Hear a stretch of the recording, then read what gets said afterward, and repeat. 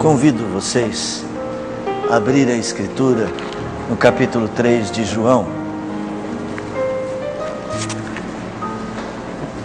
Eu tenho que confessar que tudo isso me emociona bastante.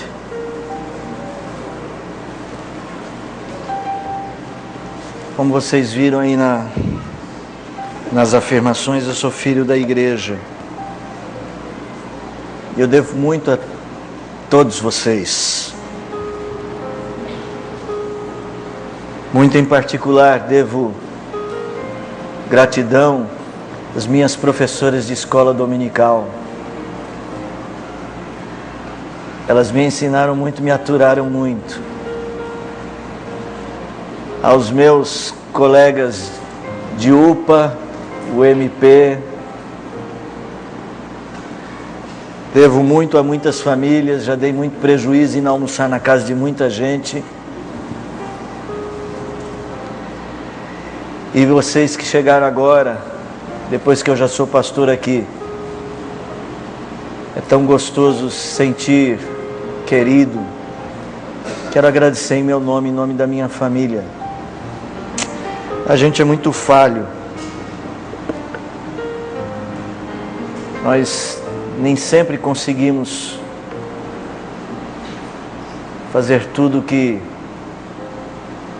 precisamos. E vocês são muito misericordiosos. Eu quero muito agradecer a todos vocês. E hoje, muito particular, alguns que estão presentes, que fizeram parte dessa história com a gente aqui,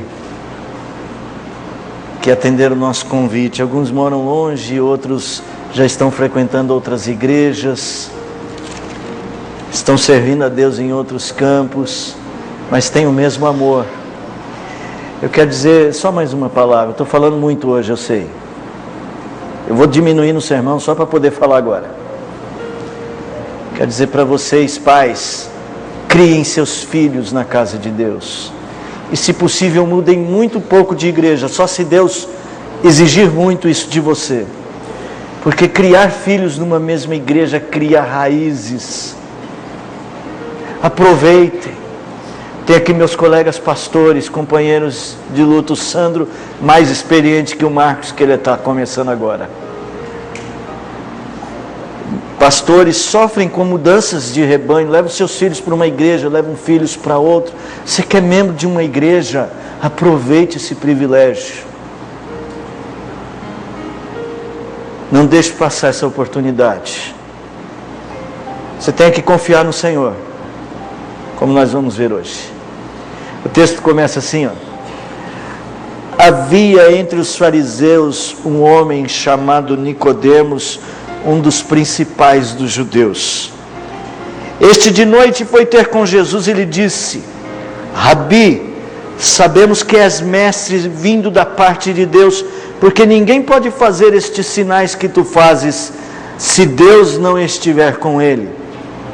A isto respondeu Jesus: em verdade te digo, que se alguém não nascer de novo, não pode ver o reino de Deus. Perguntou-lhe Nicodemos: como pode um homem nascer sendo velho? Pode porventura voltar ao ventre materno e nascer segunda vez?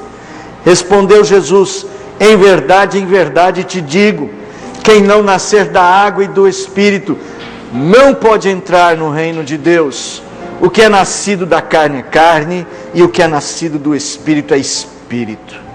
Não te admires de eu te dizer, importa-vos nascer de novo. O vento sopra onde quer, ouves a sua voz, não sabes de onde vem, nem para onde vai. Assim é todo o que é nascido do Espírito. Então lhe perguntou Nicodemos: como pode suceder isto?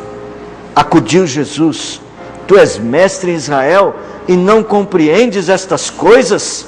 Em verdade te digo, que nós dizemos o que sabemos e testificamos o que temos visto, contudo não aceitais o nosso testemunho. Se tratando de coisas terrenas não me credes, como crereis se vos falar das celestiais? Ora, ninguém subiu ao céu senão aquele que de lá desceu, a saber, o Filho do homem que está no céu. E do modo por que Moisés levantou a serpente no deserto, assim importa que o Filho do homem seja levantado, para que todo que nele crê tenha a vida eterna. Nosso Pai,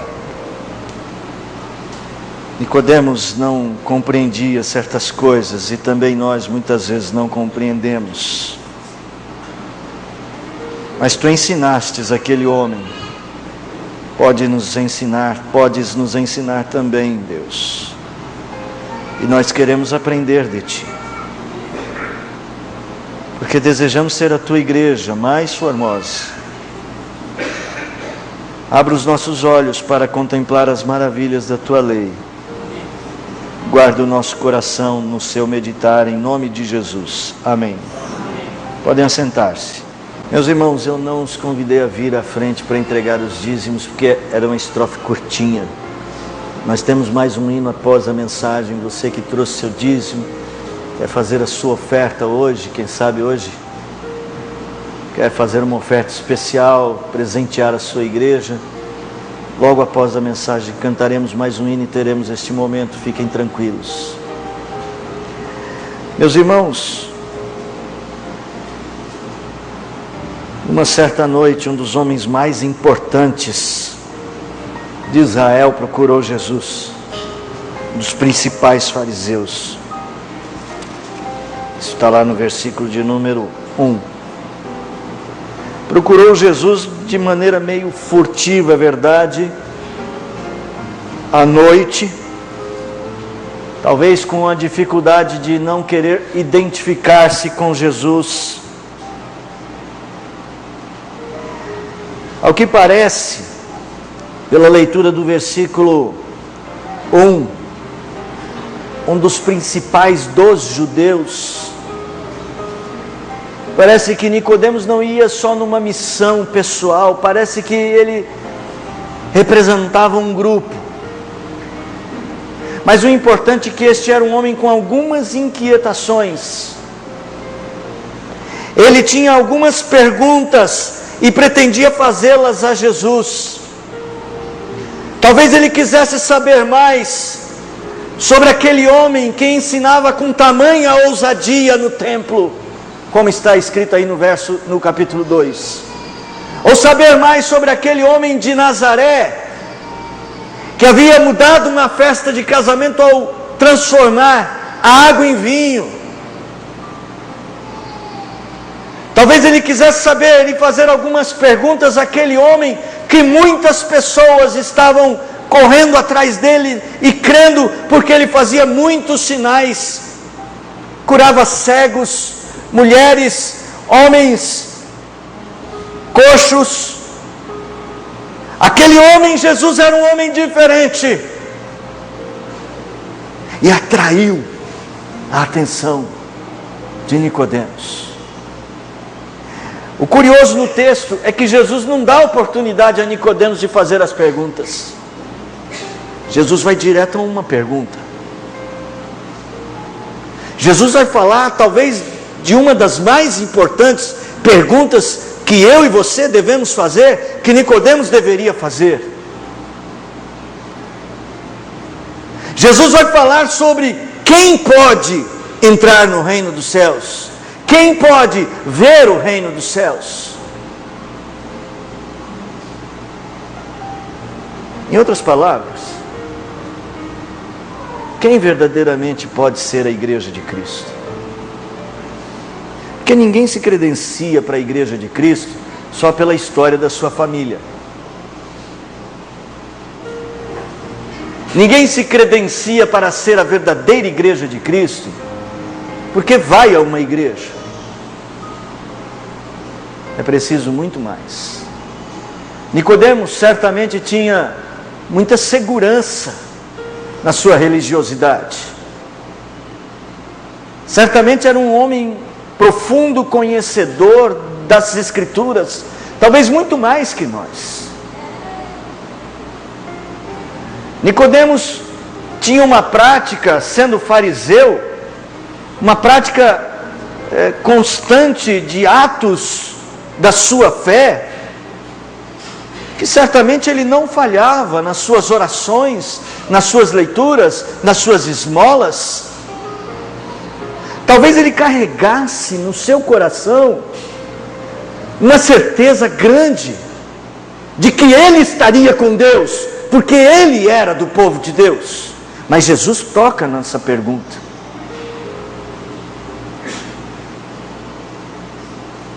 Como se constrói a igreja de Cristo? Como é que ela acontece? Como é que eu faço parte da igreja de Cristo? Só porque os meus pais são cristãos? Certamente não. Irmãos, nós precisamos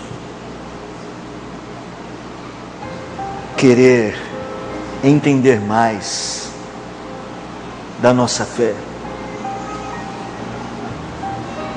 Nós precisamos entender mais da nossa fé para não sermos presunçosos. Nicodemos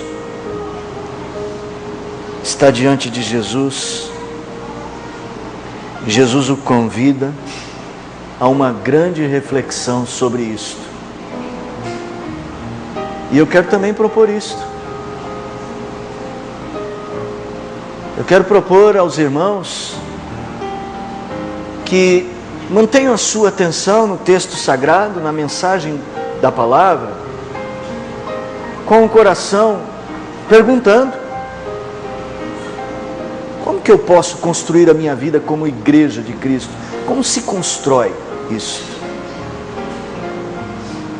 Porque, irmãos, não são poucos os que com angústia servem a Cristo sem entender muito bem o que estão fazendo. E eu digo com angústia porque nos momentos mais complicados da vida, às vezes não sabem exatamente o que são. Era essa a intenção de João, o apóstolo. Falar para pessoas, usando o exemplo de Nicodemos, falar para pessoas que precisavam ter certeza de que eram a igreja de Cristo. E eu começo no versículo de número 2. Nicodemos chega a Jesus, e Nicodemos começa a elogiar Jesus. Rabi, sabemos que és mestre vindo da parte de Deus, porque ninguém pode fazer esses sinais que tu fazes se Deus não estiver com ele. Nós estamos vendo aqui não um homem qualquer, mas um homem que está querendo compreender Jesus Cristo. Ele está introduzindo uma conversa. Só que Jesus tem algo mais sério a dizer, e aqui já começa algo para você refletir. Porque às vezes você está fazendo a pergunta errada sobre a sua fé. Às vezes você está se relacionando com Jesus de uma maneira errada. Porque é muito fácil alguém dizer Jesus é bom. É muito fácil ser crente dizendo o seguinte: Jesus Cristo é tudo que eu preciso. Nós temos algumas frases que estão se tornando frases de efeito, mas não frases de fé. A gente fala, está amarrado em nome de Jesus. A gente não, mas muita gente. A gente está se tornando especialista em usar frases de efeito sobre Jesus, mas nem sempre são frases de fé, nem sempre brotam de corações verdadeiramente quebrantados pelo Senhor. Nós não podemos nos deter no raso. Nicodemos chega e fala: eu sei que o Senhor é mestre, ninguém pode fazer o que o Senhor faz. Quando ele usa essa palavra mestre, didáskalos, o que usa de didática, ele está dizendo para o povo, ele está dizendo para Jesus, e olha só, tu és mestre da parte de Deus. Ele está dizendo: Senhor, Rabi, eu sei que o Senhor é um profeta, mais ou menos como Elias, veio da parte de Deus, mas Jesus era mais. Sabe, irmãos, tem muita gente cometendo um erro com Jesus. Jesus pode ser muito mais do que o que você está percebendo dele. E Ele quer que você aprenda dele. Ele mesmo diz: aprendei de mim, que sou manso e humilde de coração. Então Jesus corta a conversa. Parece que Jesus não era de jogar a conversa fora, né? A isto respondeu Jesus: em verdade te digo, que se alguém não nascer de novo, não pode ver o reino de Deus. E meus irmãos,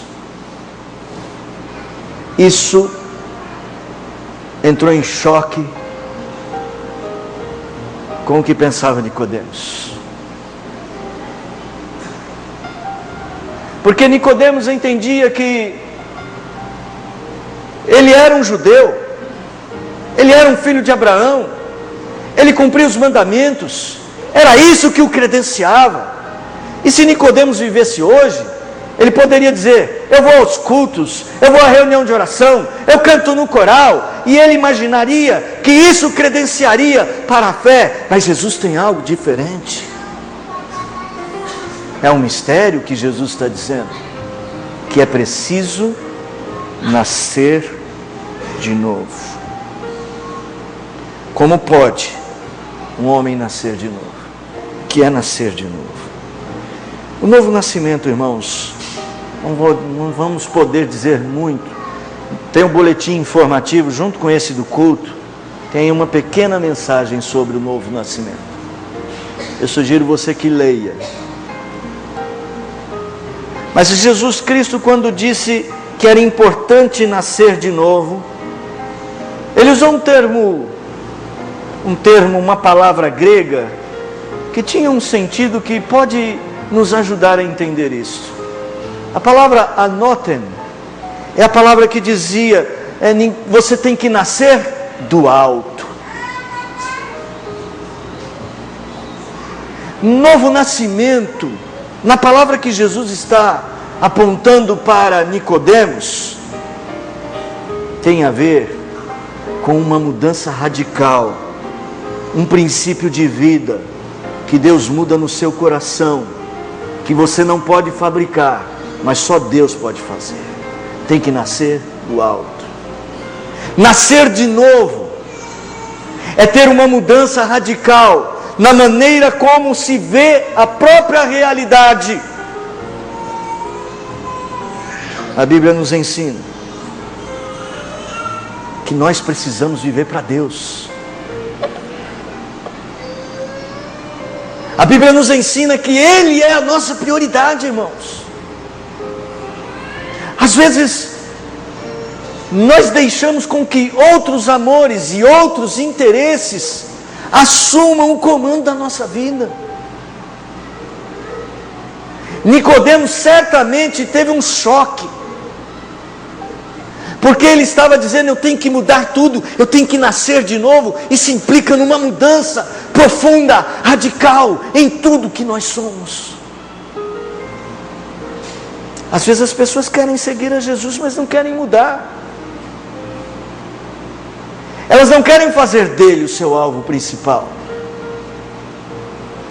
Houve um jovem que procurou Jesus, e ele era rico,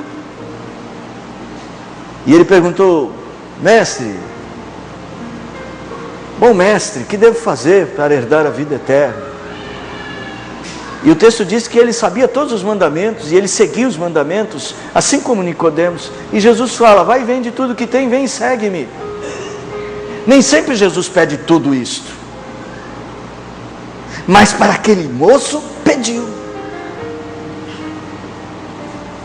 Nem sempre Jesus vai pedir para você vender a sua casa e segui-lo, mas para aquele moço pediu.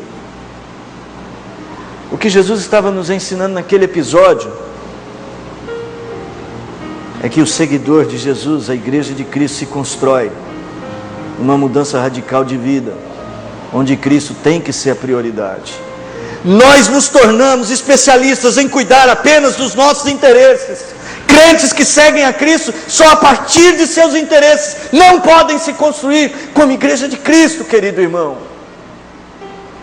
É aquele que se esvazia, é aquele que deixa, é aquele que toma o jugo de Cristo sobre si, é aquele que faz de Cristo o seu maior e mais importante tesouro, é aquele que faz de Cristo o seu tudo, como algumas vezes a gente canta. Mas não é só cantar, é viver. Alguns desses irmãos da nossa história aqui, você pode ter certeza, muitos deles, vocês viram aquela imagem inicial daquela igrejinha? Alguns daqueles irmãos trabalhavam muito, ganhavam pouco, não tinham carro, e como disse o seu Paulo, ele foi o primeiro a ter carro aqui na igreja.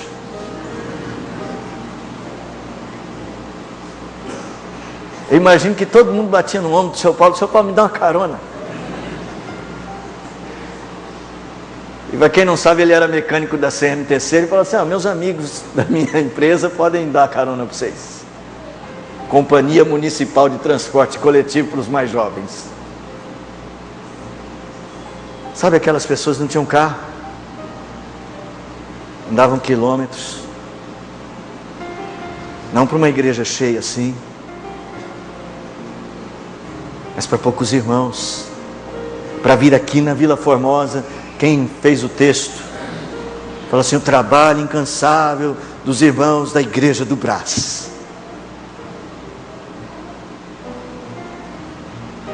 Eles vinham aqui a pé, porque Cristo era a prioridade deles. É assim que temos que nascer de novo, e esse nascimento é do alto. Isso não é algo que eu consigo fazer por mim mesmo. A proposta que está por detrás deste novo nascimento é o reino dos céus. E o texto completa dizendo o seguinte: se alguém não nascer de novo, não pode ver o reino dos céus. Eu hoje estou muito grego, né? Preparei, no grego. O ver aqui é um ver de discernir. Não é só ver de olhar, é de entender, é de compreender. E quem não nasce do alto,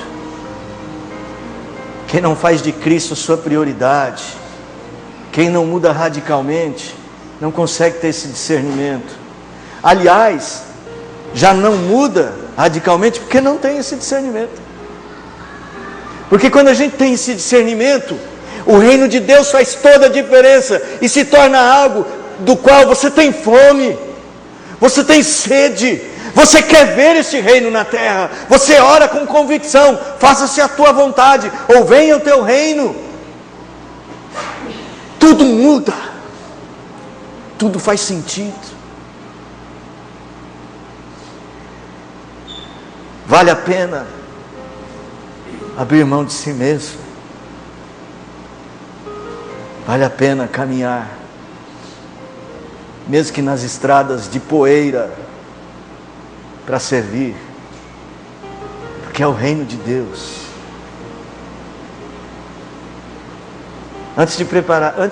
Eu tenho uma lista de sermões para pregar em João, e eu falei: eu vou pregar em João no aniversário da igreja, vou escolher outro texto. Aí escolhi, estudei também o texto de Ageu 2, Ageu 1 e 2, finalzinho do 1, começo do 2. E lá em Ageu, a gente vê talvez um retrato da nossa época, quando Ageu diz assim: olha, a casa de Deus está em ruína, mas vocês estão se dedicando à casa de vocês. Mas aí Deus desperta o povo, e a promessa é que a glória daquela última casa, de um povo desperto, seria maior que da primeira. Na verdade, ele estava falando de nós, a igreja de Cristo. Esse sermão eu vou pregar outro dia, não vou dar detalhes hoje. Já está pronto mesmo? Só mudei de ideia por causa do reverendo Marcos, ele me obrigou. Mas o que eu queria dizer para você é que às vezes nós fazemos isso na nossa relação com Deus. Nós não construímos. Nós deixamos a nossa relação com Deus cheia de entulhos, fragilizada. preocupados com dinheiro, com o dia de amanhã, com os amigos, preocupado com o lazer, preocupado com a casa, com a comida na panela, a turma vem almoçar. Preocupado como Marta, que corria para todo lado, mas deveria ficar aos pés de Jesus. Nascer de novo, entre tantas coisas, é mudar radicalmente as suas prioridades. A igreja de Cristo se constrói na sua vida, ou você se torna a igreja de Cristo, quando aqui você começa a mudar sua maneira de ver as coisas. Você pode dizer: como é que eu vou fazer isso? Isso não é fácil. Eu tenho algo a dizer para você que vai ajudar. Olha o versículo. Essa pergunta é a pergunta de Nicodemos, né? Hoje nós somos Nicodemos aqui. Mas como pode ser isso? Um homem pode nascer de novo sendo velho? A resposta de Jesus no verso de número 5. Em verdade te digo, quem não nascer da água e do Espírito não pode entrar no reino de Deus. E aqui, meus irmãos, é preciso que a gente veja que tem a segunda negativa, né? A primeira negativa: não pode ver, não pode discernir. A segunda negativa é: não pode entrar no reino dos céus. E aqui ele está falando então da vida prática. Se não pode discernir, compreender, ver a importância, também não trabalha. Às vezes faz muita coisa, mas não para o reino. Isso combina muito com o que Jesus disse no Sermão da Montanha, quando ele disse que muitos virão em seu nome dizendo: Senhor, Senhor, eu fiz isso, eu fiz aquilo. E Jesus diz: vocês não trabalhavam para mim, vocês trabalhavam para vocês. É preciso nascer. E esse nascimento é espiritual. Esse é o ponto que vai te ajudar. Porque você talvez entenda que é difícil abrir mão de si mesmo e começar a priorizar a fé, e entender Cristo como centro, e entender as coisas que você faz a partir de Cristo. Pode ser difícil, mas então Jesus está dizendo para Nicodemos: Nicodemos, isto é possível, e isto é possível porque é de Deus que isso acontece. Tem que nascer do Espírito. O que é nascido da carne é carne, o que é nascido do Espírito é Espírito. Meus irmãos, o que Jesus está então dizendo para Nicodemos é que a fé construída somente na tradição, na presunção de que eu posso fazer, ela é falha. Nós precisamos nos entregar a Deus. Nós precisamos reconhecer de que é necessário abrir mais o coração. Você sabe onde é que as pessoas param de ouvir o Evangelho? Elas param de ouvir o Evangelho na porta do coração delas. É preciso que Deus abra.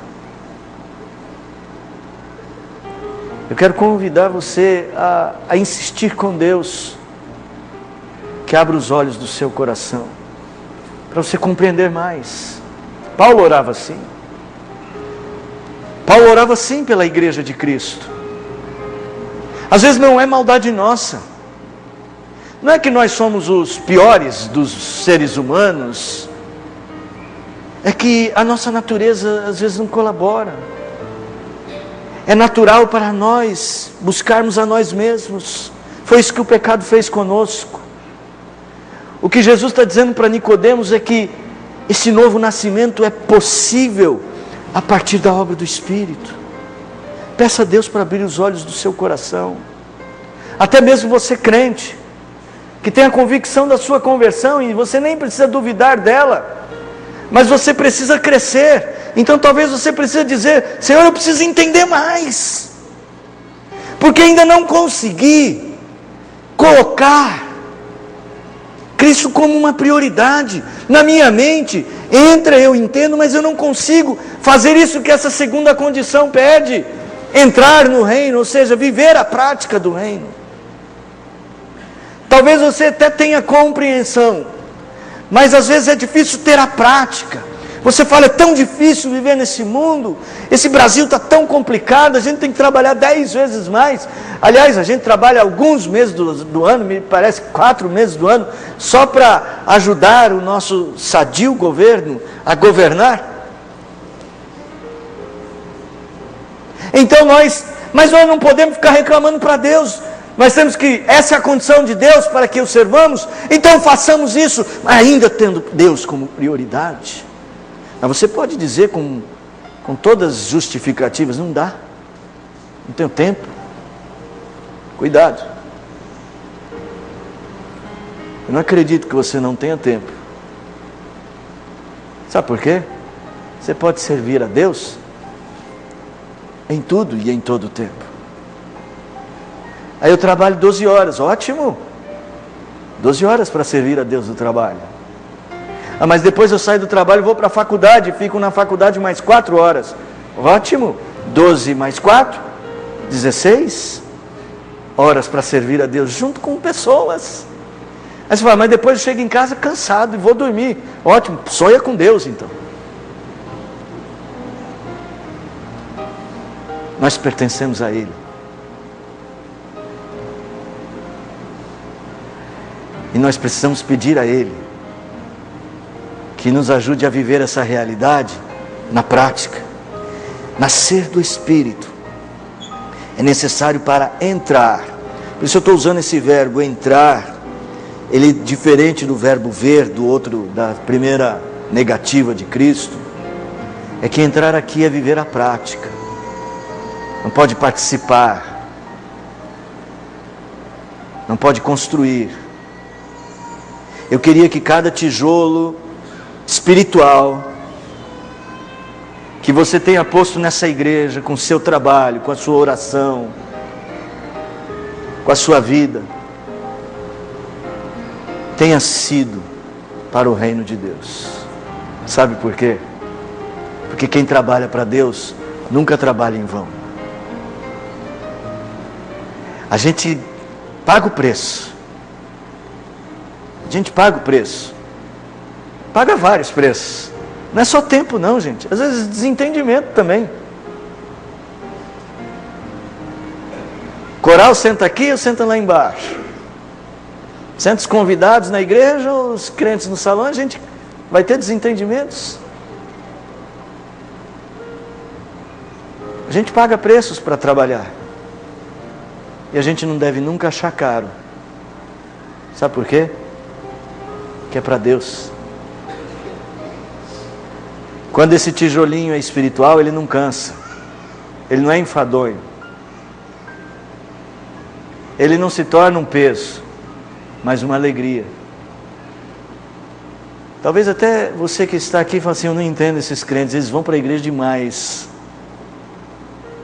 Eles vão de domingo de manhã, gente. E quando a gente tinha o Ayrton Senna, então, aí era uma concorrência, né? Agora melhorou. Não a corrida, mas a concorrência diminuiu. E o futebol à tarde? E o ensaio do coral? Eu lembro que eu cantava no coral Simonton, comecei no tenor, fui para o baixo. E era bem na hora do jogo. E nossos regentes, né? Nossos regentes, as secretárias do coral brigavam. Não vai ficar sabendo do jogo agora não. E sempre tinha uma informação pirata, né? Foi gol! E a gente, aleluia, glória a Deus, né? A gente paga preços. Mas com amor. É servindo com alegria. Deus tem um prazer enorme em ver o seu povo servindo com alegria. Se você não tem alegria para servir, tem algo errado. Você não entrou ainda no reino, neste sentido. Os seus tijolos precisam dessa reflexão. Nicodemos precisava ouvir isto. Porque Nicodemos estava vivendo para Deus, entre aspas. Era o que ele pensava. era como ele vivia. E agora ele só queria saber de Jesus. Que história era aquela? Como muitos fariseus, quem é aquele novo profeta? E Jesus está falando para ele que ele pode mudar. Só que ele não controla. O vento sopra onde quer. Ouves a sua voz, mas não sabes de onde vem, nem para onde vai. Assim é todo que é nascido do Espírito. Sabe do que se trata isso? É de que do jeito de Deus e nas circunstâncias de Deus, nós temos que servir, porque nós não controlamos Deus. Nós não mandamos em Deus em tempo algum. Mesmo que você seja muito fervoroso na oração, que você seja muito piedoso na prática bíblica, isso não credencia você a ser o chefe de Deus. E a escolher como é que você vai seguir a Deus. O vento tem que soprar, e o vento é o Espírito.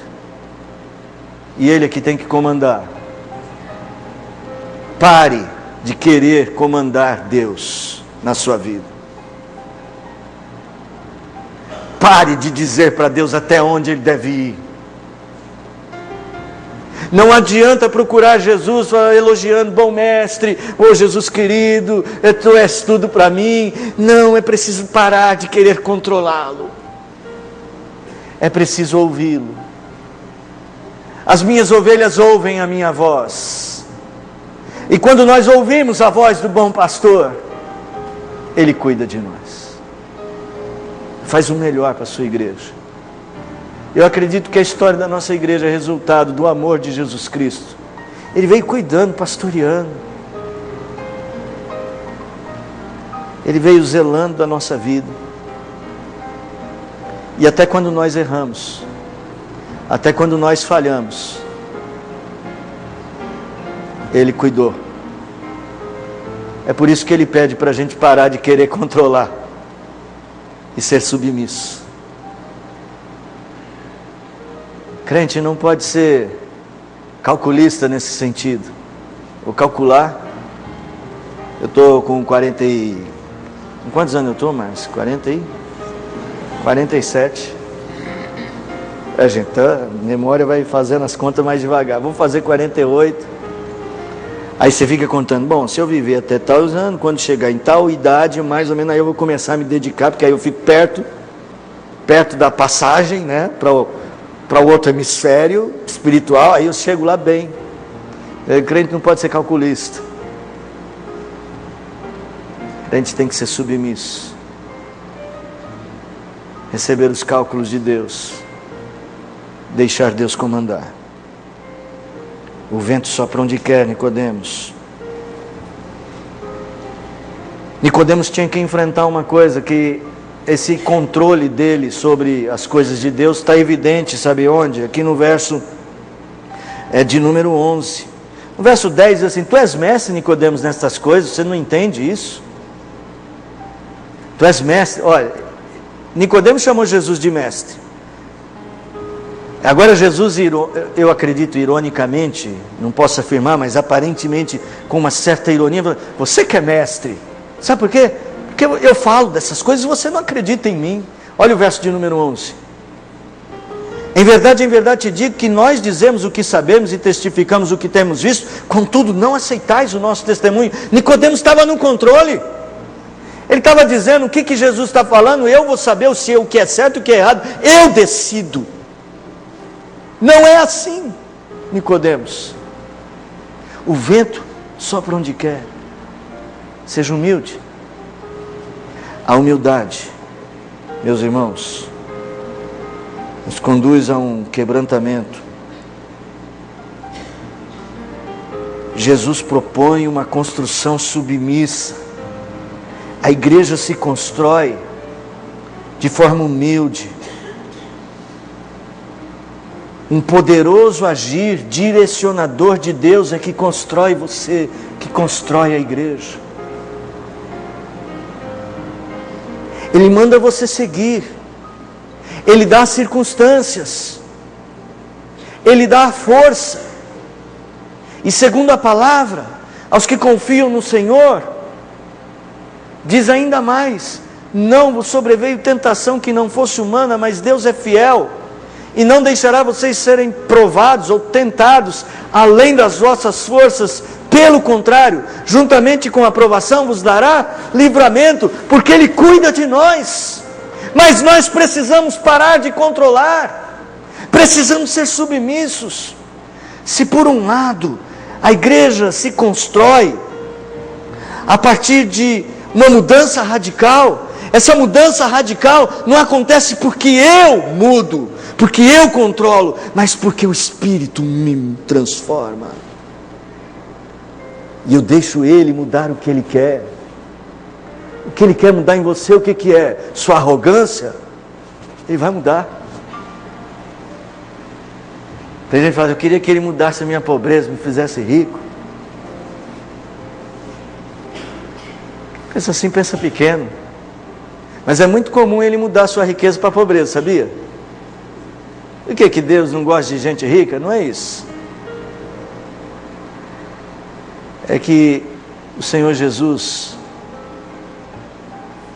sabe que nós somos tão apegados à vida material que é muito fácil ela nos controlar. Então Ele sopra o vento, e de repente sopra, e você perde a vaga de emprego. E de repente Ele sopra, e você arruma outra vaga. Aí Ele sopra, dependendo do irmão, Ele sopra bastante, tanto para um lado quanto para o outro. Mas às vezes Ele sopra e você perde a saúde. E às vezes Ele sopra, e mesmo sem saúde Ele aumenta a sua fé. E o Espírito sopra por um outro lado. Você não sabe de onde Ele vem, não sabe o que Ele quer, para onde Ele vai te levar. A sua saúde piora, mas o seu testemunho se torna evidente de todos, porque Ele está soprando na direção que Ele quer. É assim que Ele constrói a sua igreja. Às vezes ela cresce, Ele sopra. Às vezes ela enfrenta dificuldades, Ele está soprando. Nós não sabemos a direção, mas Ele sabe. Porque a igreja se constrói por um poderoso agir direcionador de Deus na nossa vida. Nicodemos, não controle nada. Ouça o que eu estou dizendo. E aí você vai falar: bom, tá certo.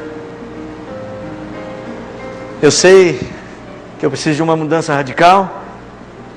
Já sei que essa mudança radical é Deus que vai fazer, mas e aí? O que eu faço? Como é que começa? Como é que a gente constrói isso? Se é que... Já aprendi que não sou eu que construo, é Deus. Mas como é? E aí? O que eu faço? Olha o que Jesus diz nos últimos versículos. Ninguém subiu ao céu, senão aquele que de lá desceu, a saber, o Filho do Homem que está no céu. E do modo por que Moisés levantou a serpente no deserto, assim importa que o Filho do Homem seja levantado. Irmãos, quando Nicodemos procurou Jesus, ele procurou Jesus meio escondido, já disse, ele tinha muitas inquietações, talvez muitas perguntas, e nós estamos vendo aqui que ele tinha algumas coisas para serem corrigidas.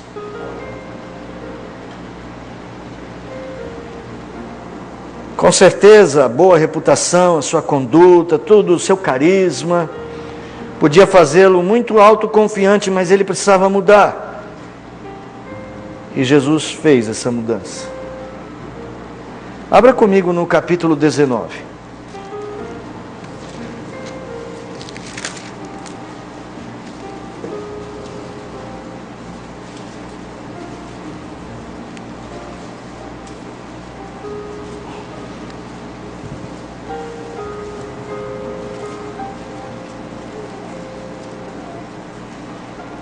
Deixa eu confirmar. O sepultamento de Jesus, a partir do verso de número 38. Depois disso, Jesus tinha morrido, seu corpo foi tirado da cruz. Depois disto, José de Arimateia, que era discípulo de Jesus, ainda que ocultamente, e para mim essa palavra é muito significativa agora, Assim como Nicodemos procurou ocultamente, né? Havia discípulos de Jesus assim, ocultos, tipo agente secreto. Ocultamente, pelo receio que tinha dos judeus, rogou a Pilatos que lhe permitisse tirar o corpo de Jesus. Pilatos lhe permitiu. Então foi José de Arimateia e retirou o corpo de Jesus, e também Nicodemos. Agora aqui, João vai fazer uma observação sobre Nicodemos, para mostrar a diferença do primeiro Nicodemos. E também Nicodemos, aquele que anteriormente viera ter com Jesus à noite. Agora não, agora ele assume. Foi levando cerca de 100 libras de um composto de mirra. Tomaram, pois, o corpo de Jesus e envolveram em lençóis com os aromas, como é de uso entre os judeus da preparação para o sepulcro. E agora ele se comprometeu. Aquele Nicodemos que antes não tinha se comprometido, ou não queria. A gente vê a história, ele se comprometeu. O que foi que aconteceu com Nicodemos? Que transformação é esta? O que Nicodemos viu, que mudou a sua segurança pessoal, que faz ele agora se arriscar, que Cristo se torna uma prioridade, não é mais a sua reputação, não é mais a sua posição. O que mudou? Não é mais sua maneira de ver a vida. Tem gente que se apega à sua própria maneira de ver a vida. Nicodemos mudou. Por quê? Voltando lá para o capítulo 3, Jesus tem uma solução. Ele está dizendo no verso de número 14, aliás, no verso de número 13, ele está se autodenominando o Messias, usando um termo de Daniel, filho do homem. Um termo que Daniel usava para o Messias, o Salvador. Verso de número 13. Ele está dizendo para Nicodemos, agora ele está respondendo às inquietações de Nicodemos. Nicodemos diz para ele, ninguém pode fazer o que o Senhor faz se ele não vem da parte de Deus. E agora Jesus Cristo está falando, de certo, eu vim da parte de Deus, eu desci dos céus, eu sou o filho do homem. É isso mesmo, Nicodemos. Ninguém pode fazer esses sinais que eu faço, se não vier da parte de Deus, e eu vim. Ninguém pode fazer isto. Ninguém fez o que eu fiz e estou para fazer, somente eu, filho do homem, porque eu desci da parte de Deus. Eu desci dos céus. E você, Nicodemos, você só precisa fazer uma coisa. Do modo como Moisés levantou a serpente no deserto. Isso é interessante, depois você pode ler lá no livro de Números. Lá no livro de Números você vai ver Moisés. O povo estava murmurando, reclamando de Deus, reclamando de Moisés. Sabe o que o povo estava reclamando? Do maná, que Deus dava todo dia. Aí você fala, Deus, nós estamos cansados da comida que o Senhor dá, nós queríamos um prato, está aqui o cardápio que a gente quer, comida lá do Egito. Esse pão que o Senhor está dando, já...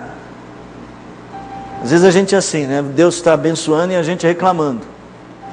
Aí Deus mandou serpentes no deserto, tem muitas. E elas causavam febre altíssima, por isso que elas são chamadas de serpentes abrasadoras. Causavam a febre altíssima, e muita gente morreu. Porque no deserto, gente, não tem SUS, né? Não tem farmácia, não dá para ir no chuveiro tomar um banho para baixar a febre. Muita gente morreu. Aí o povo falou, epa, estamos mexendo com Deus. Aí o povo procurou Moisés, estavam reclamando de Moisés, Moisés, coisa está feia.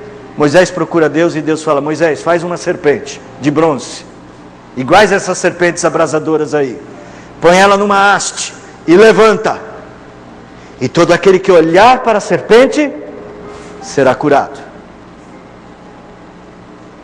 O que Jesus está dizendo para Nicodemos? Do mesmo modo como Deus curou as pessoas olhando para a serpente, o Filho do Homem será colocado numa haste. Está falando da cruz. E todo aquele que olhar para a cruz será curado. Sabe como é que se constrói a igreja de Cristo? com gente olhando para a cruz do Calvário. Pessoas, pecadores, às vezes pessoas de coração duro também. Aliás, também não, muitas pessoas de coração duro, soberbos, mentirosos e ladrões, qualquer pecador. Eu sou bom demais para me misturar com essa gente. Você não está se misturando só com essa gente. Você está se misturando com aquele que muda radicalmente você e toda essa gente. Você precisa olhar para a cruz. Às vezes a gente olha demais para o que não é cruz.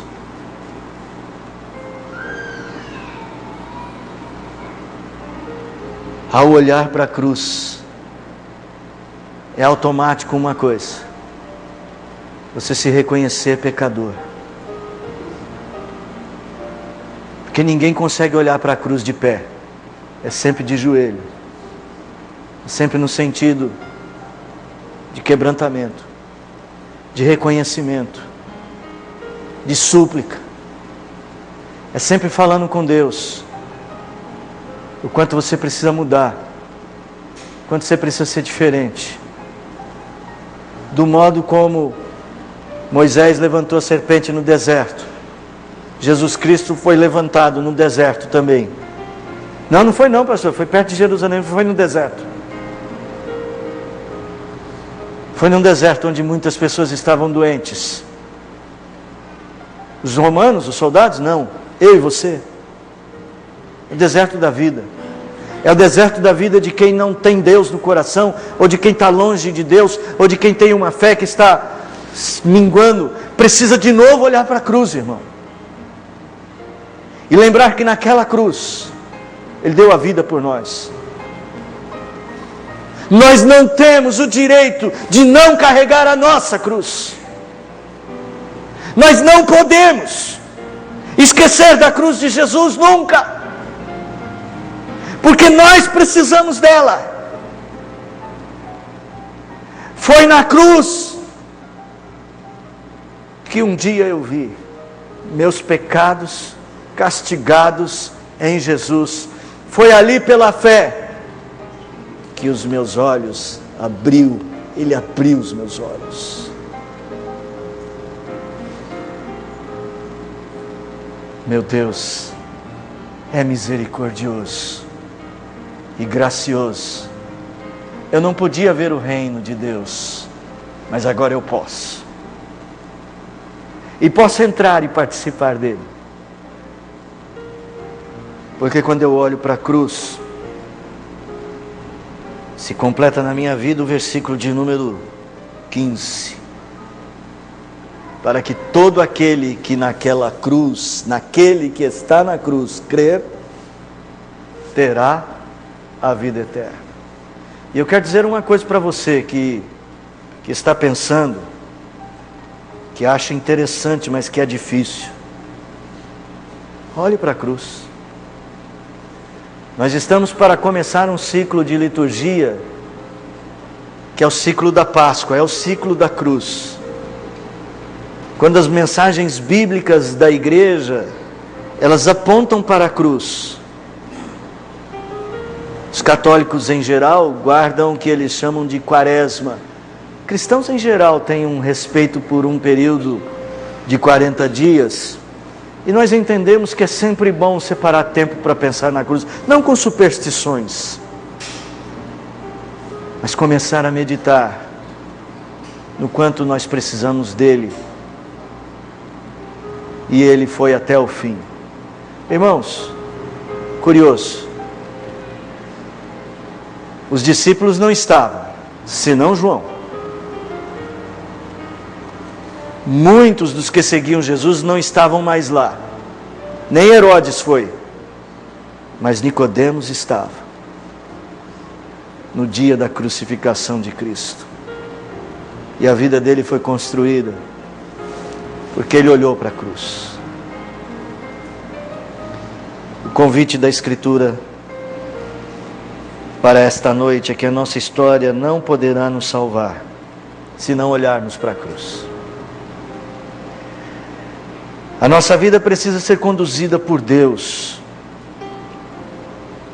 Você precisa ser dirigido por um poder direcionador de Deus, um poderoso agir do Espírito. Não podemos construir a nós mesmos, mas podemos ser pedras vivas que o próprio Jesus vai ajuntando e construindo. Talvez você tenha muitas dificuldades, não consegue ser crente como gostaria.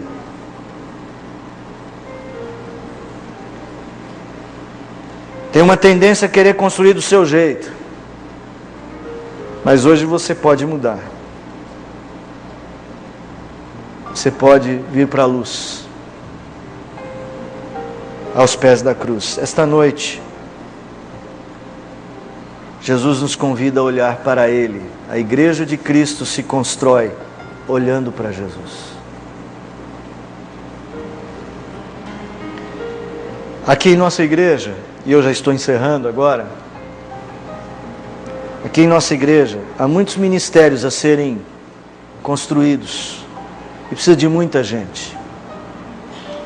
E hoje, nós temos muitos convidados, mas vieram muitos dos nossos membros. Alguns que vêm esporadicamente. Temos também muitos visitantes, bastante assíduos, que estão hoje conosco. Eu não sei se tem gente no salão social. Tem gente no salão, tem bastante gente no salão social. Se tivesse câmera lá, eu queria que filmasse o pessoal do salão social para vocês verem. Não sei se tem. A nossa igreja, então, podemos dizer, somos nós que estamos hoje aqui. Sim, nós temos irmãos de outras igrejas. E nós louvamos a Deus porque Deus trabalhou vidas aqui que hoje servem em outros lugares. E como é gostoso a gente ouvir isto, né? Estou servindo em tal lugar, pastor, eu sou presidente da SAF em tal lugar, eu toco num conjunto.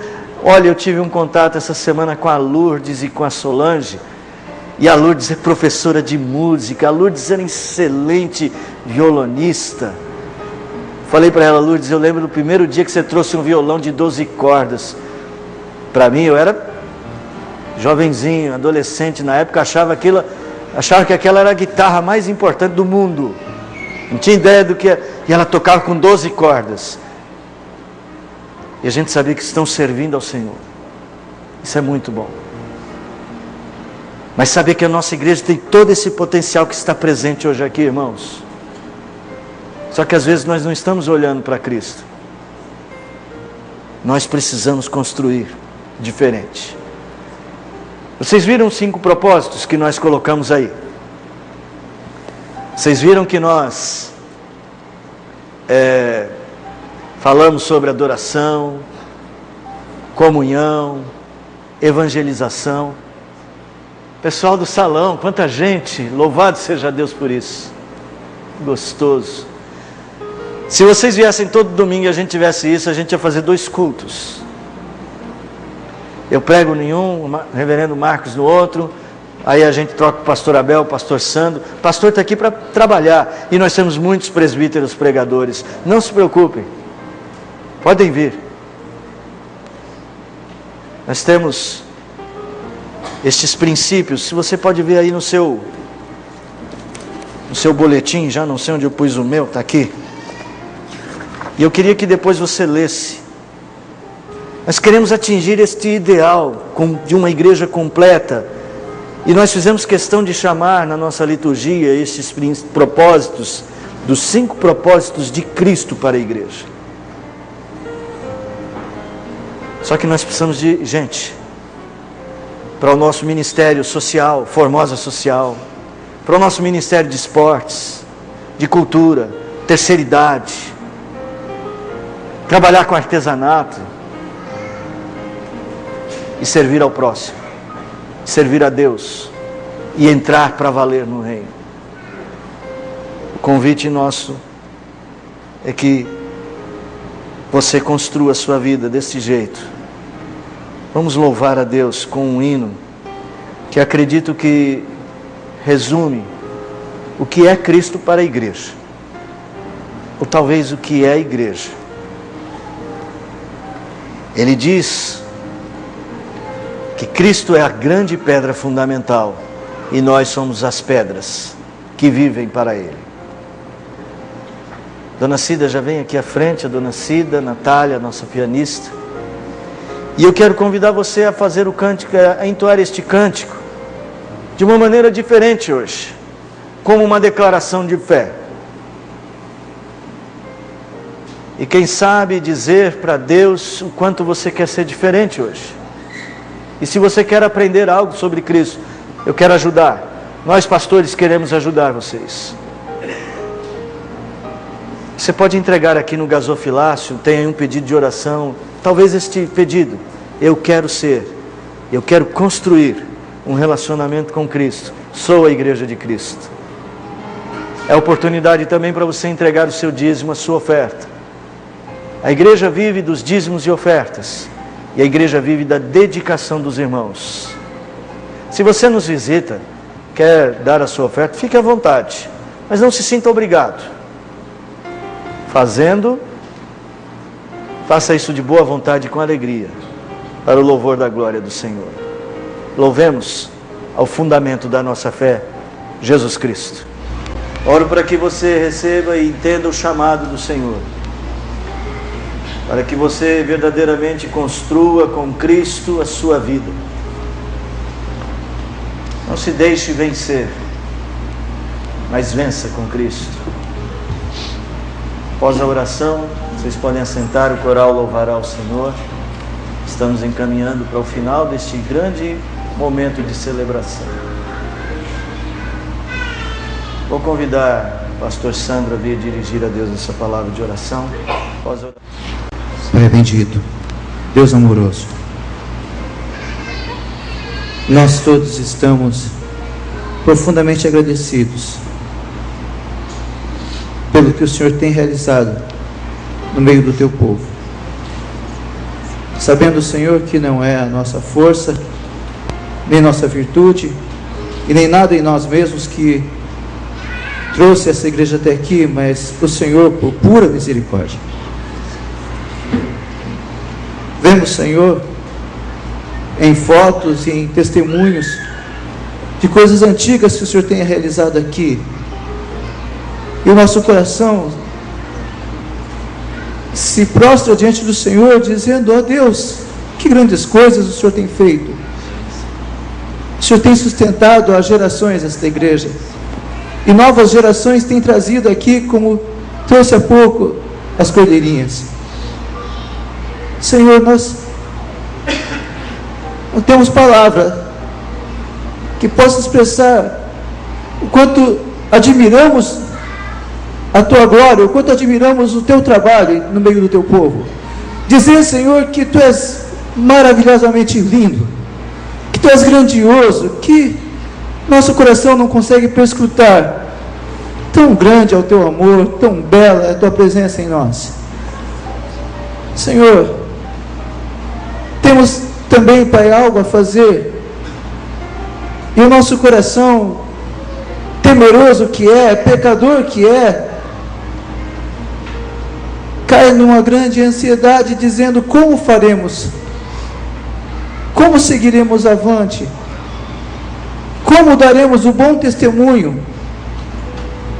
E como o Senhor realizou no tempo antigo, em homens e mulheres que, como nós, também estavam temerosos, e o Senhor fez grande obra na vida deles. Pedimos agora, Senhor, que tenha mais uma vez misericórdia do Teu povo. Amém. E faça a Tua obra em nós também. Amém. Para que, Senhor, nós honremos, como cumpre fazer, o trabalho dos nossos pais na fé. E assim essa igreja seja levada avante, não apenas, Senhor, pelo nome da instituição, da denominação, mas pelo Teu nome bendito, que tem mantido essa igreja de pé, apesar de nós, que tem feito grande obra apesar de nós, e nós não conseguimos entender o Senhor tendo anjos tão perfeitos, quis usar homens e mulheres. Eis-nos aqui, Senhor. Amém, Senhor. Eis-nos aqui. Amém, Senhor. Compreendendo, não totalmente, mas até onde nos é permitido a nossa limitação. Compreendendo, Senhor, o quanto somos capazes de atrapalhar o teu trabalho. Mas nós nos colocamos a Ti, Senhor, de coração aberto, dizendo: faz a Tua obra em nós. E que nós trabalhemos o que precisamos trabalhar. De maneira, Senhor, que esse trabalho siga avante, não pela nossa personalidade, mas pela Tua em nós. Que a Tua pessoa, que a pessoa do Teu Filho Jesus Cristo, se manifeste dia após dia nessa igreja. Como o pastor disse há pouco, muito trabalho ainda a ser feito, e nós sabemos como trabalhamos mal, e nós sabemos como enrolamos, nós sabemos como falhamos. Por isso clamamos pela Tua misericórdia, para que não seja assim, para que não seja assim, mas que o nosso testemunho seja vivo, porque é amparado pelo Teu Santo Espírito. Que o nosso testemunho seja santo, porque é o Senhor que nos leva avante. E que o nosso trabalho seja, Senhor, conforme o dom que o Senhor colocou no coração de cada um, na vida de cada um, conforme a missão que o Senhor chamou a cada um. E a todos que estão aqui, aqueles que vão trabalhar na Igreja Presbiteriana de Vila Formosa, e aqueles tantos que vão trabalhar onde mais o Senhor nos levar. Mas, Senhor, que seja essa linda história continuada em nossas vidas. E assim nós seremos muito felizes, Senhor, e muito agradecidos, como estamos hoje, ó Pai. Receba, Senhor, a consagração minha e de cada um dos meus irmãos aqui, que nos colocamos ao Senhor dizendo: faz a Tua obra em nós, para que o Senhor se agrade desta obra. Em nome de Jesus. Amém. Amém. Aqui o presbítero Inaldo lembrando, né? Tivemos também como pastor da nossa igreja o reverendo Humberto Lenz César. Salvo engano, faleceu recentemente. Ele estava bem velhinho, frequentava a igreja lá na Avenida Paulista, na Alameda Jaú. Quero convidar também os pastores, pastor Abel, para que vocês conheçam os pastores novos da igreja, você que está nos visitando. O pastor Abel dispensa apresentação, mas está ali o pastor Sandro, nosso pastor, na igreja, na nossa congregação lá no Parque das Flores, é acompanhado da sua família, né? Reverendo Marcos Kleber, nosso pastor auxiliar aqui na igreja sede, ainda não tem família, mas vamos ver, certo?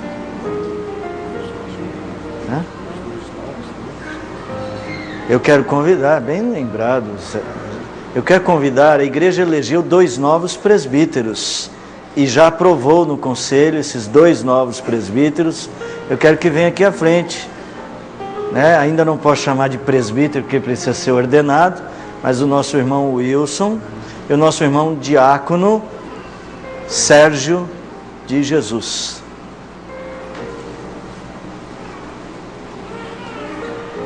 Eu vou ficar aqui ao lado porque vai tirar uma foto. E o pastor Abel, eu vou depois convidá-los a ficar em pé, ele vai impetrar a bênção. E nós vamos fazer o seguinte, irmãos. Nós vamos tirar uma foto de todo mundo. Como é que a gente vai fazer isso? A gente vai afastar esse telão aqui. Nós vamos ocupar esse espaço. Nós vamos fazer uma foto histórica com todos que estão presentes. Eu já peço o pessoal lá do salão já ir se organizando para subir. Tá bom?